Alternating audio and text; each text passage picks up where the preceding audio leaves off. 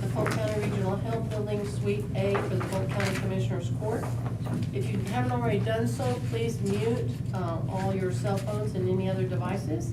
And at this time, we would ask Brad Butler from First Baptist Church to step forward and lead us in prayer. Let's pray together. Lord, we just thank you for this group. Lord God, we thank you for Polk County and what you're doing here and just the blessing we have to live in this community. God, we know our community has been rocked by storms, and so God, we just pray for all those who are suffering. And God, we thank you again for our government agency that is at work to do the very best they can for their people. So we pray. Amen. Thank you. Madam Clerk? Pledge allegiance to the flag of the United States of America and to the republic for which it stands, one nation, under God, indivisible, with liberty and justice for all. On the Texas flag, I pledge allegiance to thee, Texas, one state, under God, one and indivisible. Thank you, ma'am. Do we have any public comments? No, ma'am. Okay, item number 3, informational reports. Polk County Commissioners Court Bobby Smith Memorial Scholarship, which is sponsored by Linebarger, Gogan, Blair, and Sampson. Linebarger provides $6,000 annually to be divided evenly among the 6 school districts in Polk County. Each district selects 1 student to be awarded the scholarship. The recipients this year for Big Sandy are Jackson Trevino, Corrigan Camden, Soraya Felipe, Goodrich, Amarion Bookman, Leggett, William Lawson, Livingston, Brady Ganser, and Onalaska, Lucas Jackson. Are any of them here today? You know, once you let them out for school, then they are loose. Okay, we do want to recognize them, and thank you to Linebarger, Gogan, Blair, and Sampson for providing the scholarship money. And Becky will have the information in terms of how to proceed with getting the money to them. I'm sure they will want the money. Yes. Thank you. Okay, B, Law Enforcement Scholarship, sponsored by MTC Corporation, Management and Training Corporation, who are the operators of the IH Secure Adult Detention Facility. MTC provides $10,500 annually to be divided evenly among the 6 school districts toward the students seeking a career in law enforcement. Each district selects 1 student to be awarded the scholarship. If any district does not have graduates pursuing a career in law enforcement, then the funds are divided evenly among the districts that do. So the recipients are, in Big Sandy, Samantha Overstreet, and Livingston, J.C. Knighton, Corrigan Camden ISD, Goodrich ISD, Leggett ISD, and Alaska ISD did not have anybody qualified for the scholarships. So the monies will be split between those 2 young ladies. Are either one of them here today? Very well. So if you see them, they got themselves a very nice scholarship. Item number 4, Employee Benefits Workshop. Okay, we're going to start with item A, Employee Health Coverage, Major Medical. The online survey was distributed to all the employees to be completed by the end of day Thursday, June the 6th. A copy of the survey summary was included for your review. The responses that we received were overwhelmingly in favor of renewing our current plan as it stands. This option increases our portion by $167 per year, which is approximately 1.5%. And that was a choice from the employees. So what is the court's pleasure? I'll make a motion. Second. The motion to stay with the current, Yes, Commissioner ma'am. Purvis, Commissioner Robertson, all in favor say aye. Aye. Any opposed? Motion carries. Item B, review and consideration of Healthy County incentive proposal. Healthy County is a 3-way partnership between the county, our employees, and the tax, health, and employee benefits pool. So the ultimate goal is to keep our employees healthy by identifying and reducing preventable health risks, which will reduce overall costs for the county and for the employees and improve productivity and effectiveness. So one of the incentive options that has been implemented in other counties is to reward employees that obtain an annual exam with 8 hours paid leave. So they utilize sick time to visit the doctor, so they're not out any pay for doing this. They're using their sick time that is already given to them. And then they're rewarded with an additional paid day off. On average, the TAC members who receive an annual exam cost 22% less than members who do not get an annual exam. Because of early detection of medical issues, and it costs less to treat and save lives if they're caught early. Awareness about lifestyle choices. So if we're interested in doing this, then TAC will provide an incentive review brochure and an update each year to facilitate the communication. So this is one of the things that comes from our Healthy County group. I think, Nicole, were you gonna add to it? Are you on the Healthy County Committee? I am, and I think you covered,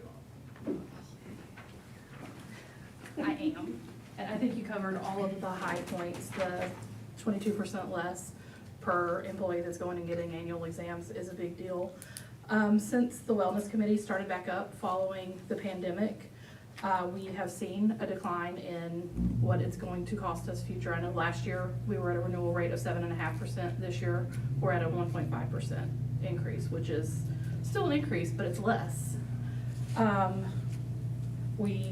If we start this initiative, the TAC has an employer's rebate rewards program, and they basically fund us back for taking these initiatives and doing these things. We're eligible for $9,000. Last month when Ashley and Orlando were here, they awarded us about $1,900 of that. The year prior, we got $17. So we're moving in the right direction in decreasing what our rates can look like, what they will look like. And the Wellness Committee has kind of tossed this idea around for a little while, and we think it's good. So that's where we're at with it.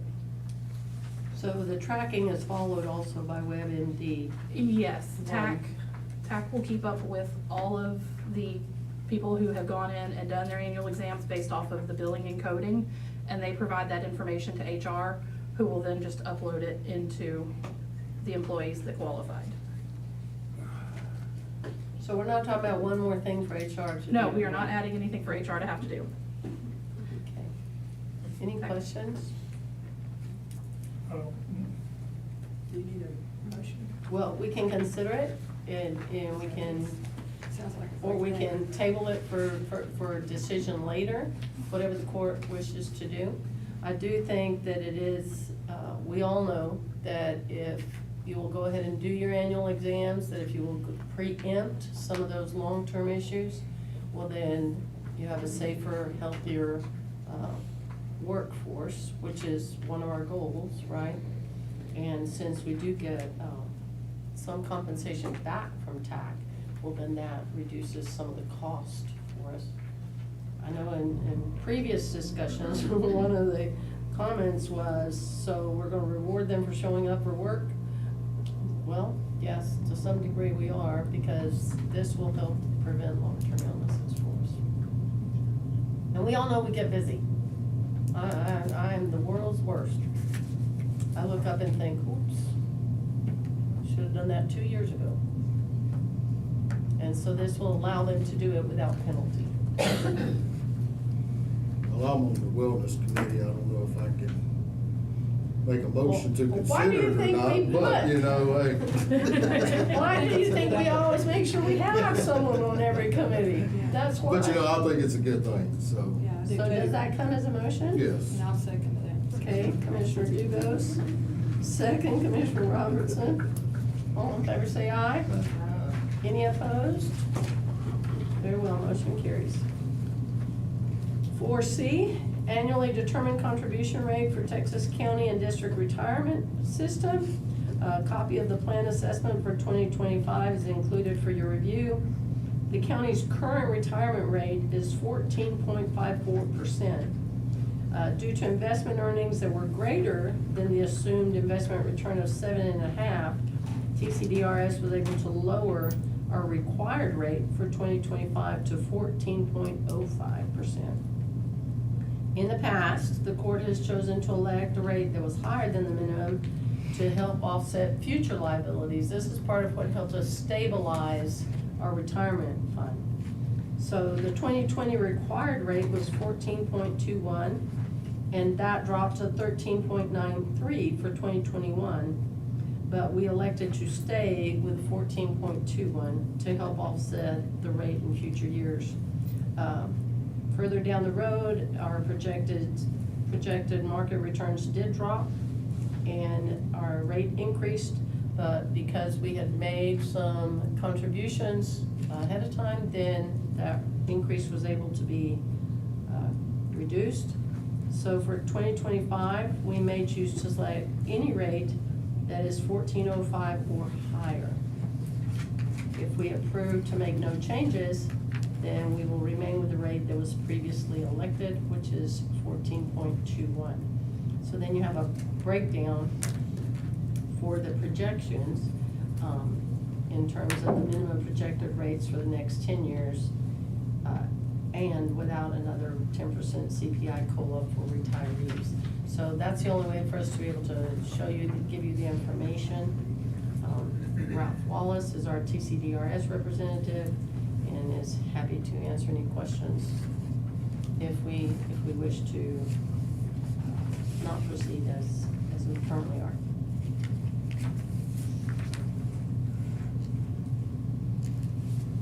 So what is the court's decision? If we like to stay at our current rate, the difference between the 14.05 and 14.54 is just under $55,000. I say we stay at the current rate. Very well, that comes as a motion. Yes. Second. Motion Commissioner Purvis, second Commissioner Cassidy. Any further discussion or questions? All in favor say aye. Any opposed? Motion carries.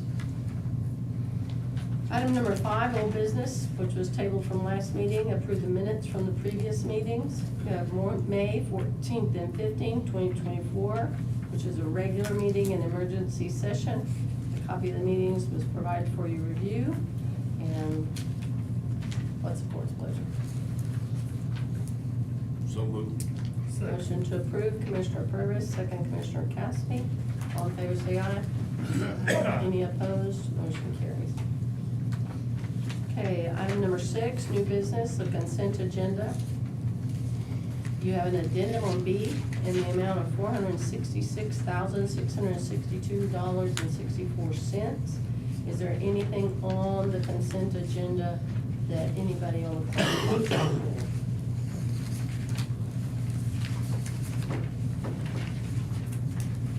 There is no motion to Second. approve, Commissioner Cassidy, second Commissioner Dubus. Any discussion or questions? All in favor say aye. Aye. Any opposed? Motion carries. Item number 7, consider approval of personnel matters as follows. A, review and consideration of personnel action form requests submitted by department heads since the last meeting, and review of any authorized emergency hiring. We have no emergency hiring at this time. We included a preliminary listing of the PAF submitted to date. So do I have a motion on PAF requests? So moved. Commissioner Cassidy, second Commissioner Robertson. Any questions? All in favor say aye. Aye. Any opposed? Motion carries. B, we have a request from the Office of Emergency Management for payment of overtime related to the disaster response. A copy of Courtney Comstock's request is included for your review. Linda Sloan's overtime hours were accrued to her FLSA balance and then paid along with other employees' overtime hours that were compensable. And so we are asking for us to rectify this out this So year. Second. Commissioner Purvis, Commissioner Dubus, all in favor say aye. Aye. Any opposed? Motion carries. C, consider any and all necessary action regarding resolution for compensation of Polk County personnel during the specified disaster period. A resolution was not included on the last agenda, but we do still have road and bridge and emergency management employees that are putting in considerable overtime in disaster recovery efforts. These overtime hours should be reimbursable to Polk County by FEMA and need to be properly documented to ensure that is the case. So we put in a resolution for compensation for your review. All employees of Road and Bridge or Office of Emergency Management or that are coordinating with one of these offices for disaster recovery efforts related to the April-May 2024 floods may receive overtime pay at a rate of 1.5 times their hourly rate for any hours actually worked in excess of 40 hours per week during that time period of May the 20th through June the 16th. So these will be presented on a separate disaster timesheet and be accompanied by the FEMA approved logs document that the work was done. These hours should not be reported on the employee's normal timesheet and will not accrue to the employee's FLSA leave balance because they will be paid. I'll second. Motion to approve, Commissioner Dubus, second, Commissioner Robertson. All in favor, say aye. Any opposed? Motion carries. Item number 8, consider request for revisions and amendments to the budget as follows. The FY 2024 budget revisions and amendments is presented by the County Auditor's Office. A copy of the proposed revisions number 2024-14 and amendments number 2024-14A was included for your review. So moved. Motion to approve, Commissioner Cassidy. Second, Commissioner Purvis. All in favor, say aye. Any opposed? Motion carries. Item number 9, discuss and consider any and all necessary action regarding bids for the FY 2021-22 Texas Department of Agriculture Community Development Block Grant Water Project TDA contract number CDV 21-0368. This is for the Dallasville Segno Water Plant Improvement Project. In December 2023, Court received one bid from Duplessis Contractors in the amount of $503,200, which was approximately double the estimated project cost. So we accepted the committee's recommendation to reject and rebid. New bids were due prior and opened on Tuesday, June the 4th at 2024 at 10 a.m. And the bid on Duplessis had been reduced to $315,600 with an additional alternate bid for the chemical feed building. So the construction bid for this project is $277,500, which results in a projected shortfall of $38,100 in construction funds for the base bid. GLS consulted with Dallasville WSC, and they have agreed to provide the funds necessary to cover the difference. A copy of the recommendation letter and bid tabulation for GLS is included for your review. They are here today. If anybody, please step up. How are y'all? I'm here on behalf of Dallasville Water. I don't know if they sent this letter out already or not, but they have accepted, the board of directors has, to cover the additional $38,100 above the $277,500, and are greatly appreciative of, working with the county and the help of everybody. So I have a letter from their office, and we appreciate it. Sounds good. All right. Glad to help. Yes, ma'am, thank you. Do you want to leave a copy of that with Yeah, Becky, I just so will. we'll have it Yes, for our ma'am. records? We may already actually have it in email form, Yes, but ma'am. just want to make sure. Anybody else want to comment? We good? You handled everything well. Okay, so do I have a bid, So moved. recommendation to I'll approve? make the Commissioner second. Cassidy, Commissioner Robertson, all in favor say aye. Any opposed? Motion carries. We do appreciate working with you all. That's been a very successful program all the way around, both for the county, and we appreciate also GLS helping take care of all of that. Item number 10, discuss and consider any and all necessary action regarding bids received for Tempe Water Supply, American Rescue Act project, which is ARPA funds. Those were opened on Thursday, May 30th at 10 a.m. We received bids from Duplessis Contractors, James Riley Incorporated, and Blasco Texas Incorporated, with Duplessis coming in as the lowest bidder at $1,076,890. The construction budget for this project is $770,500, which again results in a projected shortfall, and this shortfall is $306,390 in construction funds for the project. Once again, GLS consulted with Tempe Water, and they have agreed to provide the funds necessary to cover the difference. A copy of the recommendation letter and bid tabulation from GLS was included for your review. Tempe is prepared to pay $277,802.50 immediately. They have also an approved loan in the amount of $250,000 and have requested that the court consider allowing them to delay the draw on the land. Sorry, we have a check for the full amount. Oh, okay, so they changed their mind? Yes. Good, that's even better. So we don't have to worry about the delay on the loan. I'd like a motion to Motion to approve approve. moving forward. Motion to approve Second. Commissioner Dubose, second Commissioner Purvis. All in favor say aye. Aye. Any opposed? Motion carries. Item number 11, receive the sheriff's report regarding the Texas Commission on Jail Standards recent jail inspection. A letter from Sheriff Lyons describing a surprise visit from the Texas Commission on Jail Standards is included for your review. Surprise inspection of the jail facilities was conducted on May 20th, 2024, and various deficiencies were found, including staffing shortages, mental health suicide screening form, and restraint chair law. I think we all know about the staffing shortages. We've known that for 2 years, 2 or 3. A letter from the commission following the inspection is also included for your review. For this letter, at the sheriff's request, the commission has prepared to conduct a staffing analysis for the jail to assist in providing adequate staff for the facility. A second letter from the commission following the inspection is also included for your review. This letter outlines the specific deficiencies and requires a return notification to the commission within 30 days of receipt of the letter.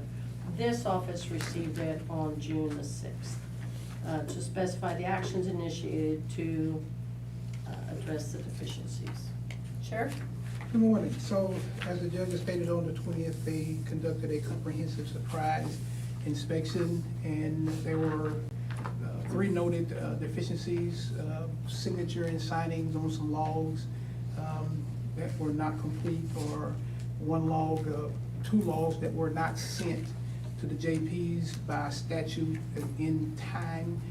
They were not done in time, and so those 2 things were noted as deficiencies, as well as the staffing. As the judge stated, that's an issue that we've been fighting for 2+ better years. The issues reference to the paperwork issues. We did training, and by the order of the jail commission, we have responded, sent them a reply stating that we're doing the training, plus we also have to send 30 days worth of those specific forms to the jail commission or to that inspector to make sure that the guys are getting that point, to make sure those things are being done. And then the third part is going to be a staffing issue, working through that, and that's listed in one of the other Yes, sir. items on the agenda. Our thing that we're working on is just trying to reduce the inmates actually that are housed in our facility. The staffing is what it is. We're working, we got 2 that start tomorrow, I believe, but we already had 2 that's left today. So you bring on 2 and 2 or 3 leave. So it's not an issue that's just for Polk County. It's one that I've talked to sheriffs across the state that are dealing with when it comes down to the staffing, as well as the inmate populations. Basically, just I left there on your desk, kind of an outline. Today is we have 180 inmates. The courts and the probation departments and the district attorneys have been working their tails off on reducing those numbers, getting them moved through the courts. But even with that, while they're doing that, I still have 5 and 6 coming to jail tonight. The guys out right now on a raid, and I mean it's the summer, and population, it just increases during the summer. It takes me 7 people on the floor with the numbers that we have now, and that number of population has to drastically reduce below 144 before I can even reduce 1 staff member on the floor. and then somebody comes to jail that night, boom, the requirements for that extra person is back there again. I'm not gonna wail and whine concerning their requirements. The only thing I can do is just try my best to adhere to them. The staffing is an issue. And until we can figure out how we can kind of control it, these are some of the problems that we're gonna run into. By the grace of God, it's not physical inmate issues or plant issues, it's just some paperwork things. But we all know that the paperwork things are in place to make sure that the other things stay in line. So we're working on those to make sure that the staff, as they come in, are trained and stay on top of it. But unfortunately, this is one of those situations where those issues were one of the things that got pulled and we were short when it comes down to submitting and then actually just signing a signature to them. And the only reason one of them's there is because it was so old, it had rolled off of the video camera, so we couldn't prove that we actually did that one. The others we were able to substantiate, but these we couldn't because it was so old that it had already been videoed over. So I just wanted to make sure that you guys understood that, hey, you know, we made the list, you know, we're working hard to get the guys trained, documentation that they're requiring to be put before them and to be able to get us off the list. Still thankful though that it certainly could have been worse. Can we still put people out at IH? No, sir. I've tried. No, sir, the previous sheriff, we had, those 25 beds, and we never used them, even when we got dinged by the jail commission. And so when we had to do the restructuring, then when IH came back, the requirements for the jail, and please correct me if I'm wrong on this, I believe it's 48 to 1, is that Yes, correct? yes, ma'am. So I learned way more about incarceration than I wanted. So it's 48 to 1 for a jail, but it's 64 to 1 if they're over there. And so they were having staffing issues, just like our jail was. And the problem was that when IAH brings people in, they may bring 250 people in at one time. And so that was making their staffing issues skyrocket, but then they may take 500 out the next day. So then they were all over the place. So what they requested, and the sheriff, previous sheriff agreed to it, was to release them from jail standards, because then they could stabilize their staffing better, because their staffing needs wouldn't fluctuate as much. So that's been long gone. Yeah. Yeah, that's been long gone. And they cannot house our inmates unless they go back to jail Go standards. back to jail standards. Okay, the only question I have is, the jail commission sent me some stuff about how I need to be involved in this process somewhere. Yeah, I don't So know. would you send me a copy of the correction plan or whatever? It's already been sent. Yeah, it's already been sent. Okay, okay. Yes, ma'am. I just wanna make sure that It's already been sent. if I'm supposed to sign on the dotted line, that that's not one more thing that, Yeah, like the sheriff said, you know, as soon as we got gig, we went into motion. On the 22nd, we started conducting our training, reviewing the paperwork a little bit more. Like the sheriff said, yes, we were out of compliance because we didn't send it to the JP, but the inmate was never in danger or anything like that. If the inmate was in crisis, within 30, 40 minutes, the crisis hotline was notified. Okay, so I don't want y'all thinking that, you know, we were just not doing our job. So it was just the notifications were over the 12-hour set. And basically what it was is that first shift would get so busy, they would ask second shift to go ahead and send it. Then they would send it, then it would be over the 12 hours.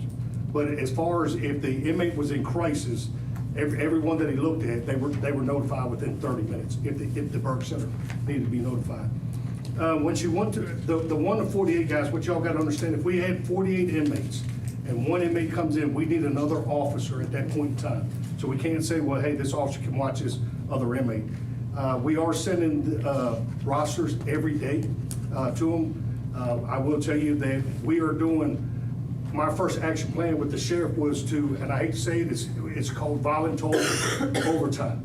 So basically what I did is we got a calendar out, we put it in front of the officers and we allowed them to pick the days they would have to work. Our minimum number, like the sheriff said, is 7, but I actually added 1 in there because of call-ins. So we got 2 to 3 officers that are voluntary to work overtime. If I cannot meet that requirement, then they come to my office, then I'm mandatory. So my officers now, if you look at they're starting to accumulate a lot of time, and their question is, and this is what's brought to me, is that they're on a set budget. So there's daycare, so they're like, hey, for me to come in on these days, it's gonna cost me X amount of money. Hey, I live in Goodrich, I own a diesel, it's $3.89, I'm already on a budget now, you're asking me, because these guys are working between 4 to 6 days extra, 12 hours a day extra. Now, there are some that are, so if I don't wanna work overtime, but Mr. Lyons wants to work for me, we allow that. But that's the only way you're gonna be able to get some of this back into compliance. Yes. Yeah, that's the only way we're gonna be able to get Yeah, the compliance with the numbers. but we're getting stretched thin. They are getting very tired and fatigued. There are 2 days, and it's mainly on the weekends. During the weekdays, you know, we got plenty of staff here. It's the weekends that people want off.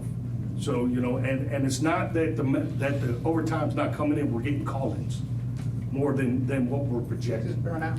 Yeah. It's the burn. But we're working. And we've been doing that, we've been, you know, paying the overtime, and. That's a big help. And we're gonna move forward in terms of some of the recommendations. I hate to jump into the next one, but let's jump into the next one, so. Discuss and consider any and all necessary action related to the sheriff's request for payment of equivalent comp and FLSA comp earned as follows. So we included the request. Yes. However, at this time, we need to, what I would like the court to do is approve item A and B. And A and B, but it will be pending, I'm asking you to approve it not to exceed. So A is FLSA and equivalent comp for specified jail staff earned as of June the 2nd, 2024 in the amount of $36,945.93, utilizing the available funds in the jail salary item. And then B is FLSA for specified sheriff staff earned as of June 2nd, 2024 in the amount of $6,920.04, utilizing available funds in the sheriff's salary line item. So there were some concerns. We floated some of this by TAC, and there are some concerns regarding our policy, regarding our process, doing all of that, and how we were doing the information. So what I would like the court to do is to approve those numbers as a not to exceed amount pending TAC review. So as soon as TAC gives us the green light, then we will proceed on both of those items.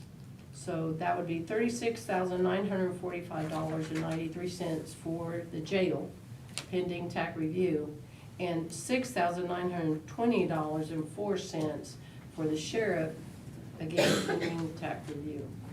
And as soon as TAC releases us to do that, then we would move forward. So I'm asking for a not to exceed amount. So moved. Second.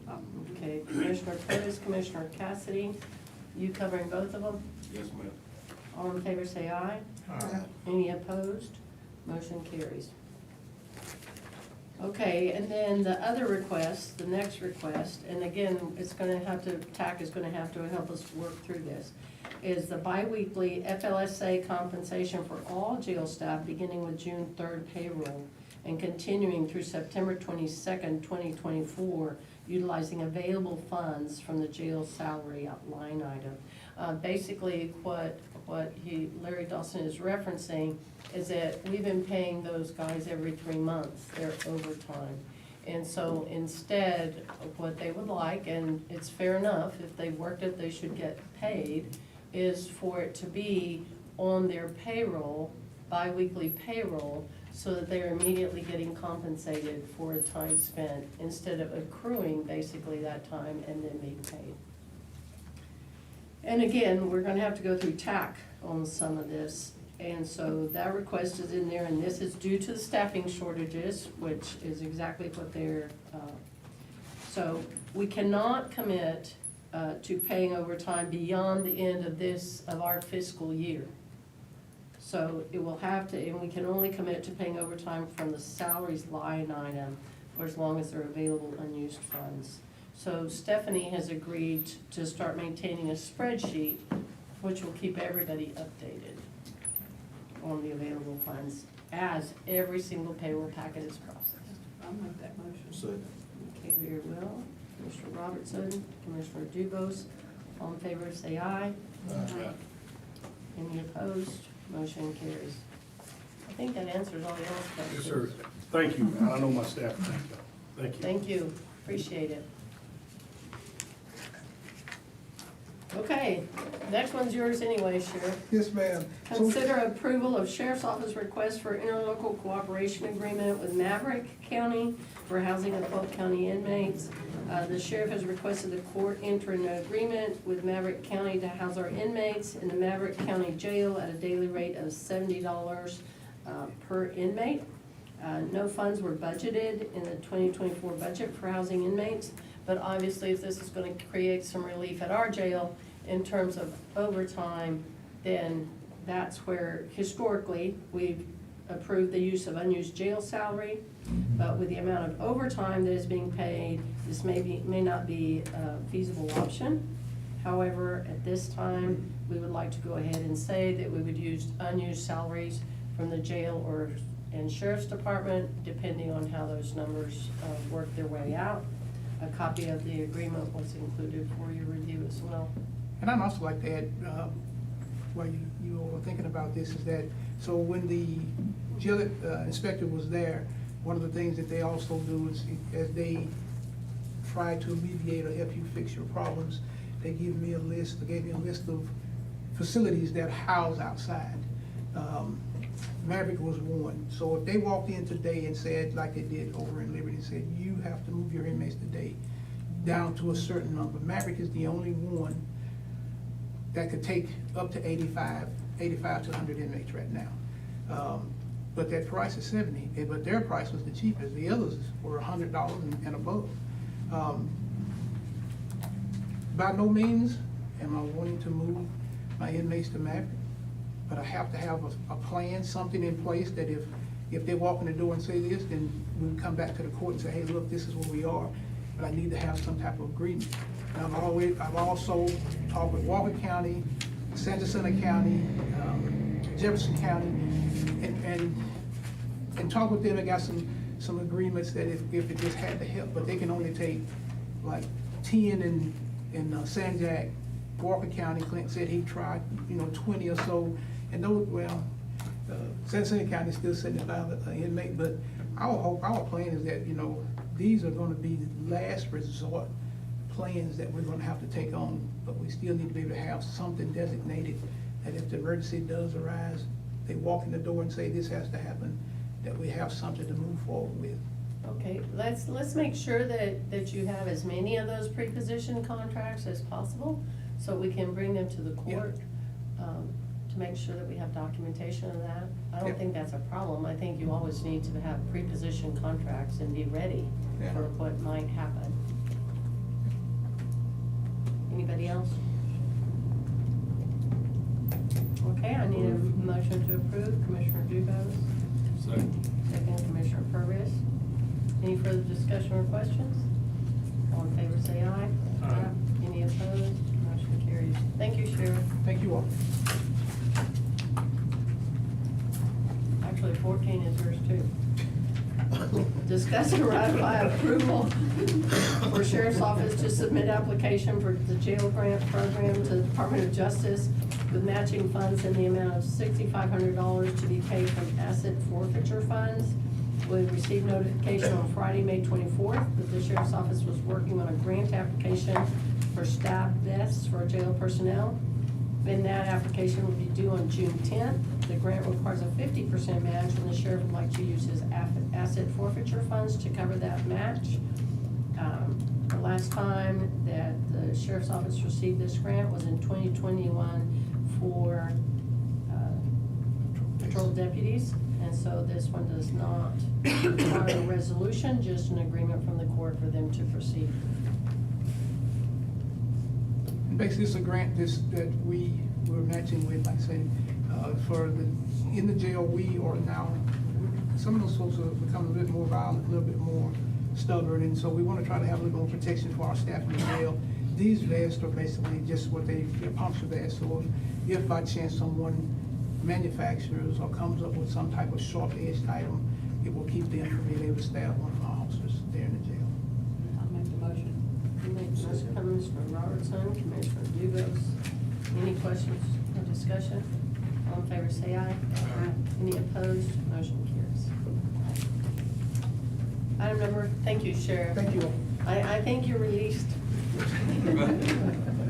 Item number 15, consider approval of Road and Bridge Precinct 2 equipment payoff for lease number 002-0020320-028 for one 2024 Mack GR64F cab and chassis unit in the amount of $176,361.98 to be financed over a 4-year term. Commissioner Dubos has requested this agenda item. For the last several years, the court has approved the lease purchase of 8 new Mack dump trucks, 2 per precinct. The trucks are actually purchased and then returned a year later at a set trade-in allowance. And that trade-in allowance is then rolled into the purchase of the 8 new trucks. Commissioner Dubos would like to keep one of his 2024 trucks, trade in the other, and lease purchase 2 new trucks so that he will have a total of 3. Louis Ploth assisted in getting the payoff settlement and arranging for financing the 2024 dump truck over the next 4 years, with payments to come from the Precinct 2 budget. At this time, we've sent it off, so it's pending legal review. But pending legal review, we would like to move forward with this, and it requires a call vote. I'm gonna assume it's coming from Commissioner Dubos as a motion. I'll second. Second, Commissioner Robertson. So now we have to do a call vote. Commissioner Purvis, Commissioner Cassidy, Yes. Commissioner Robertson, Yes. Commissioner Dubos, Yes. very well, and myself, yes. Okay, then, we move forward pending legal review. And as soon as we get that information, we will get it to you. All in favor, say aye. Aye. Any opposed? Motion carries. Number 16, discuss and consider any and all necessary action regarding approval to advertise requests for proposals as follows. A, repair and seal leaks at the Polk County Judicial Center to be paid from the general fund. With all the rain that we've had in the last several weeks, leaks at the Judicial Center have become a severe issue. The brick wall needs to be resealed to stop the leak and prevent further damages. Nicole has been working with the maintenance department to develop an RFP. And so we're moving forward with it. At this time, after the RFPs are reviewed, at this time, we're asking for it to come from the general fund, because we need to be able to get a look at what the cost is, because at this time, we actually have monies available in the building fund. So we'll start out with the general fund, and then we can transfer the money from the building fund, should that become necessary.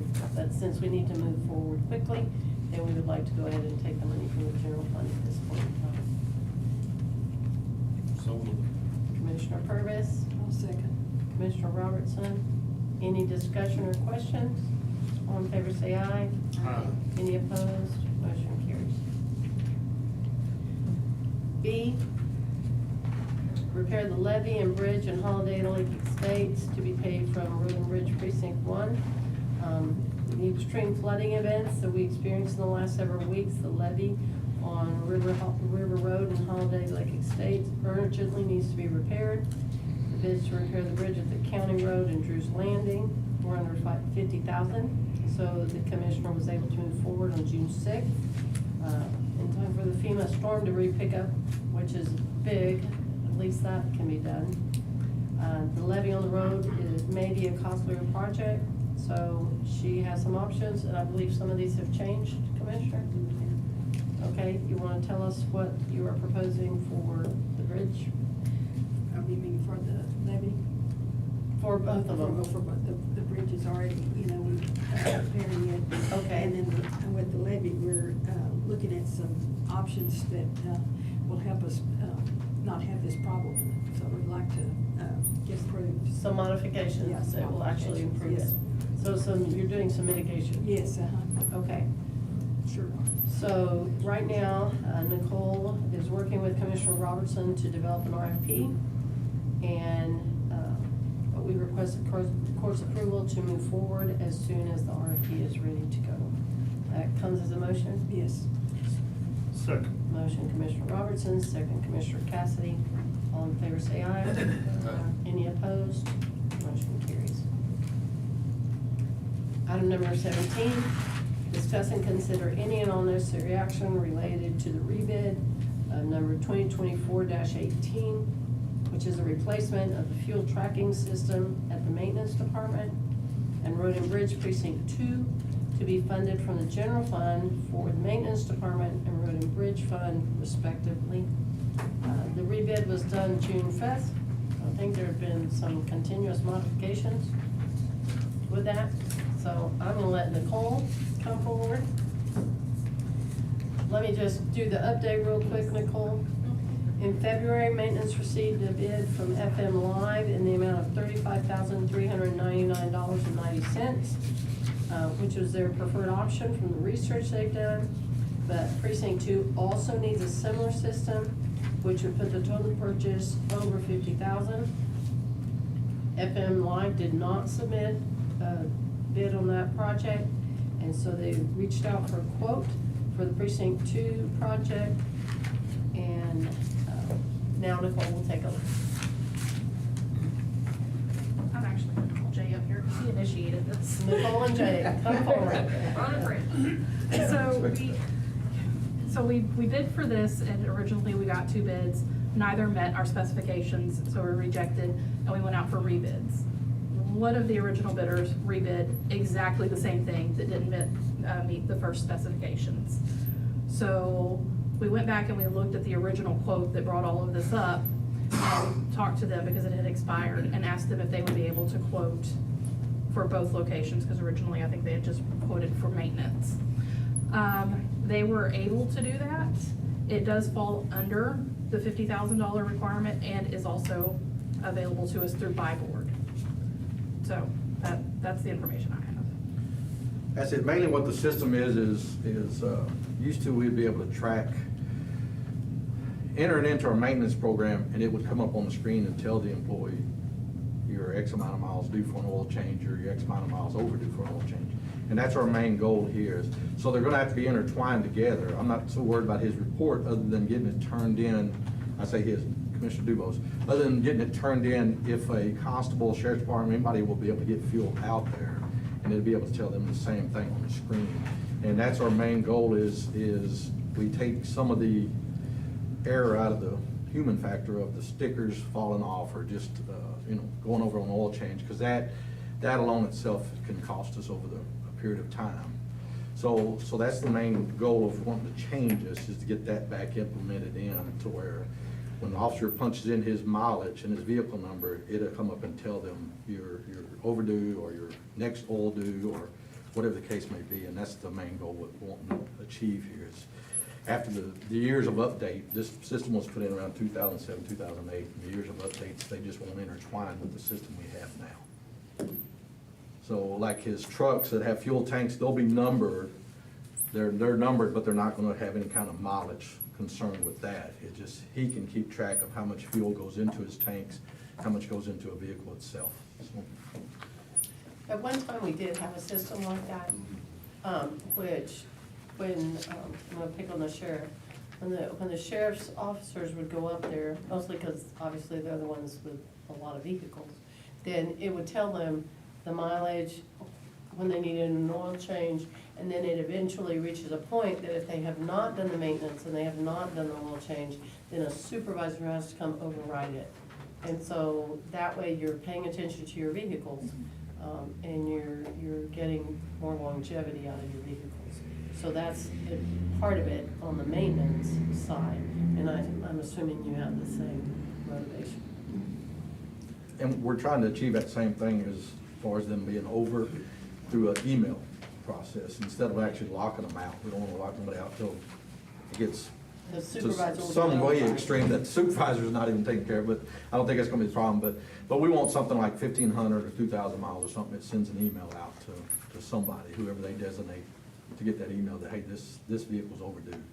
And sometimes it's not the officer's fault. They get reassigned a vehicle that's been just kind of motor pulled around back and forth between people, so it, it kind of protects everybody in this case.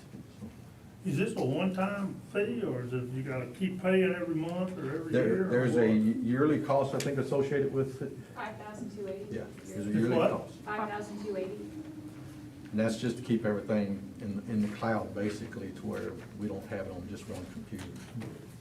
They did provide a bid of the two locations grouped together. That's about $6,000, a little more than $6,000 less than if they do them Do them separately. separately.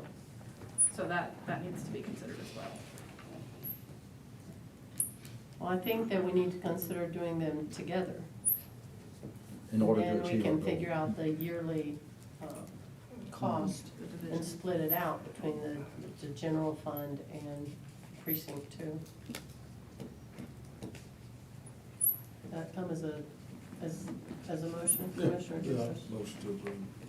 Okay, so it's a motion to approve both of them together at this point Jay's in the time. maintenance guy, so whatever he feels best. I'm the messenger in this case, remember that. Okay, so it's a motion to approve both of them together, which will create a savings for the taxpayers. And then we will figure out what the yearly fee is gonna look like, how that will be split from this point forward. So that comes as a motion from Commissioner Dubus. Second. Second, Commissioner Purvis. All in favor, say aye. Aye. Any opposed? Motion carries. Okay, item number 18, discuss and consider any and all necessary action to authorize contract for Polk County School Land Annual Inspection Services in Throckmorton and Baylor County. Matthew March has moved on from the county in pursuit of other opportunities, and Texas AgriLife has yet to find a replacement for us. And in the past, what we've done is we got our Texas AgriLife person to go out and do the annual inspection of our school lands. In June of 2019, Matthew March was kind of in the same situation that we are right now. Mark Curry had left, Matthew was new, he didn't know anybody out there, so the court paid Mark Curry to go back out there and do the inspection of the school lands. And so Matthew March said that he would be willing to do that. As our previous extension agent, he's pretty much the one that knows the people out there and has worked with those producers. And so we'd like for the court to consider basically doing the same thing. Either when our new agent comes online, getting Matthew to go out there with him, or just having Matthew go out there to do the inspections this time until AgriLife gives us a new agent. I'll make the motion. Second. Okay, motion Commissioner Robertson, section Commissioner Dubose. Are there any questions, considerations? Is he gonna, we can just go ahead and go do it? Yes, sir. Normally does in June. Yes, sir, because I actually spoke to AgriLife, because we never got an AgriLife disaster recovery agent, because we didn't have a local agent to send up those requests. And so we actually have some of our producers, so AgriLife has not appointed anyone. They just now opened it up to outside people. So what they do, they have a process. They open it up internally for any current agents that wish to transfer. And then they open it up to the general population to apply. And so they haven't finished their interview process. They're nowhere close to it. So I think we just move forward with Matthew March and go from there. Okay, very well. All in favor, say aye. Any opposed? Motion carries. Item number 19, discuss and consider approval of taking impact assessment for proposed subdivision regulation as required by Texas Government Code Section 2007.043. Holly Oliver and Jed Morris have both made some suggestions that would improve and strengthen our current subdivision regulations. Rather than amending the regulations and then adopting new regulations, which would allow for those changes to be made throughout the document rather than having them all lumped together at the beginning and would have to be referred back to. So a copy of the regulations with the proposed changes will be emailed to you. A public hearing to discuss the proposed regulations will be scheduled for a Commissioners Court meeting on July 23rd, 2024, followed by an agenda item for the court's consideration of the proposed regulations.